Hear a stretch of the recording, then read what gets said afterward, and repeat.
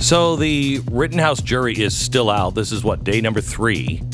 Do you remember how long it took to deliberate for O.J. Simpson?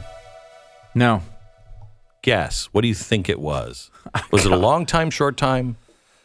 Let me think back to that time. I mean, the trial went on forever. For 8 months. Maybe it wasn't that long. I mean, the trial seemed to go on forever, but maybe it wasn't that long they were deliberating. The jury deliberated for 4 hours. 4 Wow, really? hours. 8 months, 4-hour deliberation. This is going on for 3 days. Now, there's been a call for a mistrial now, and because I was wrapped up in the special yesterday, I don't really understand what's going on. It's about revolving around a video. But we thought we would get Nick Rekieta back on. He's the host of the podcast Rekieta Law, and you can find that on YouTube. He has been watching this along with his panel the whole time. Can you bring me up to speed, Nick? What's going on?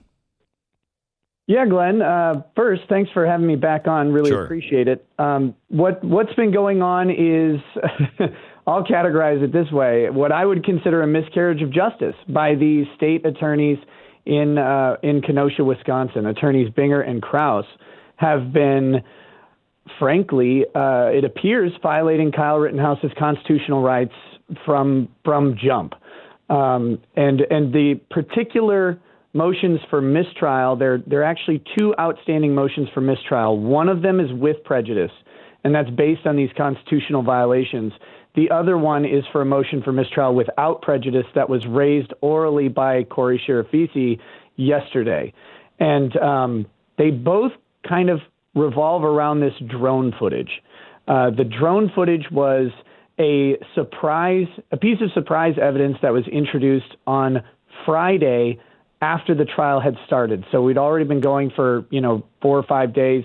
They get this piece of drone footage, and it has become the linchpin of the case for the state, saying that Kyle Rittenhouse raised his gun at Joshua Zeminski, and that constitutes provocation, which would defeat or impair his self-defense claim. So the problem is this footage, which came in, and now we have allegations, and they appear to be true, that the state provided a lower resolution copy of this drone footage to the defense when they did their discovery disclosures.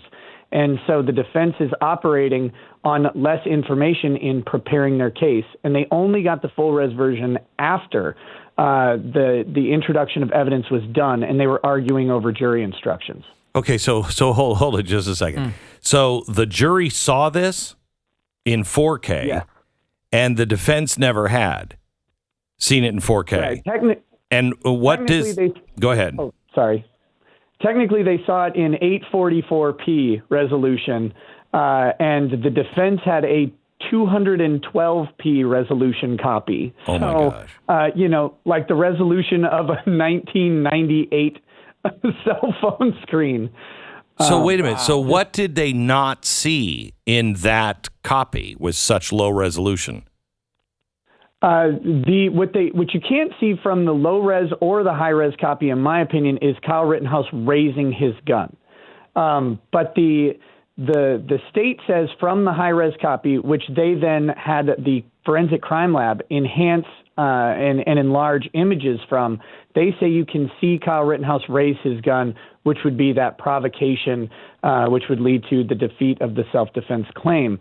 But when the defense, if you look at it at, I think it's 1/16 the resolution is what we're talking about here, you can't see anything but tiny little blobs. And it's important to realize that where Kyle Rittenhouse is in the video, on the defense's video, he's probably only 10 or 11 pixels high. I mean, it's a tiny fraction of the screen because he's very far away from where the drone is at the time they allege he raised his gun. Okay, so the judge is allowing the drone footage to be reviewed by the jury? Correct. In the jury room? They had to come down to the courtroom for that specific piece. The rest of the footage they have been allowed to, that they've requested so far, they have been allowed to review in the jury room on a sanitized laptop. that only has basically a media player and the files that they're looking to review. But the drone footage, they cleared out the courtroom. They shut down all the technology that was in there. They had bailiffs check all of the benches and make sure no one left a phone recording or whatever. And the jury came in, and everybody but the jury and one bailiff were cleared out so that they could review that footage on a large screen TV. Why did they have to go down? Just because of the large screen TV? It's technically Wisconsin law. And this is the interesting thing. There was a large argument over whether or not the jury could have the video, the unfettered access to the videos yesterday. There was also a previous argument in which the state said that allowing them unfettered access to videos, the state agreed would be reversible error. But then they changed their tune because they really want this drone video to be reviewed. Now, the judge does not agree with that law, and he's inclined to allow them to have unfettered access. But he's been playing pretty careful in this case. And so I guess that's why he allowed the drone footage to be reviewed, but only in the courtroom, whereas the other footage is not. And there's a legal dispute over where that is. The case law isn't fully clear, but they had agreed a couple days before. Now they're changing their tune. So will the case, do you think, be dismissed? Is this headed for a mistrial? Glenn, it really should be. And one of the frustrations I've had, and this is a personal opinion, and several of the members on my panel have carried this same opinion, but I don't speak for everybody, of course. But I feel like the defense is not pushing hard enough on this issue.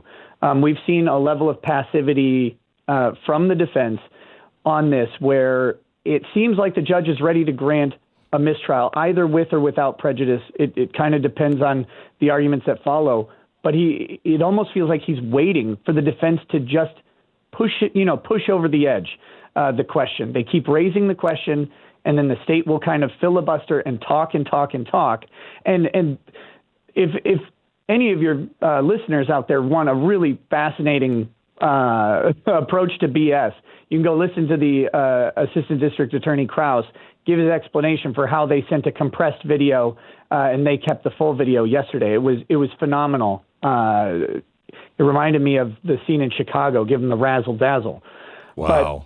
But it feels like the judge is just waiting for the defense to stand up and advocate for their client and say, no, judge, this needs to happen.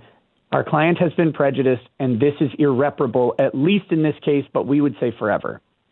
Why do you say, why do you think they're not doing this?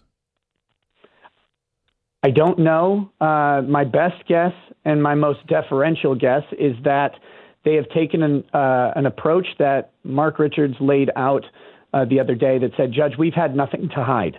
We've disclosed everything, and they have not been objecting to the introduction of evidence. They've been allowing everything to come out. In fact, they put Kyle on the stand, which was a controversial decision in a criminal defense case. And so they have taken the approach of we have nothing to hide, and they've made compelling arguments to the jury about that. But I feel like it's part of their grand strategy to kind of let this play out. I think they think the judge really wants this to be decided by the jury. I think he does.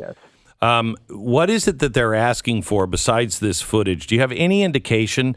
I mean, my gut tells me that there's just a couple of holdouts that will not compromise, and they're like, nope, guilty, and because it seems like such an open and shut case. What they've been asking for, what does it tell you? I think I agree with you. I think that's what it tells me as well. It seems like there are largely people who would say not guilty, and a couple holdouts. And we've had some unconfirmed sort of reports coming in about 2 to 3 people who have raised concerns, and it seems like there may be those people just hanging on, and that's your right as a juror to do. Sure. No one can force you to vote one way or another. But with those holdouts, the question is, are they requesting the videos as like a delay tactic to try and convince somebody else or reinforce their their position that they're not going to change? Or is it the big group of people trying to convince a small group? And we don't really know. At first, they didn't ask specifically for the drone footage, but then, later that day they did. And this is the problem with the drone footage and why I think the judge needs to resolve this via mistrial, is because even the doubt that they had and the delay that they had in providing that drone footage, it makes the jury ask questions. Well, why do they need to talk about it, right? This is in evidence. We watched it.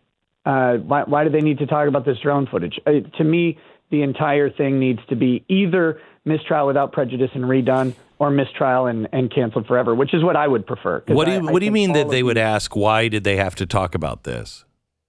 What questions would that bring up? Well, so the jury sends a request to the court to review a particular piece of evidence. Mm-hmm. And when there was a significant delay between that request happening and the judge had to have a conversation with the attorneys about whether or not this drone footage was going to be shown to the jury. And so to me, if I ask a question early in the day and I get a response quickly, or if I ask a question later in the day and it takes me 2 hours to get a response, what's the difference? What has happened? Why am I going down to a courtroom for this video, but I'm stuck? I get the other videos brought to me in the deliberation room. What do you think who does that play towards? The defense or the prosecution? That I can't know, just because I don't know the actual minds of the jury, but it just says to me, no matter where they are, a juror is going to ask extra questions about this evidence. And with the drone footage, I think the evidence in the drone footage itself is prejudicial in the way it was brought to the court, in the way it was argued in front of the court.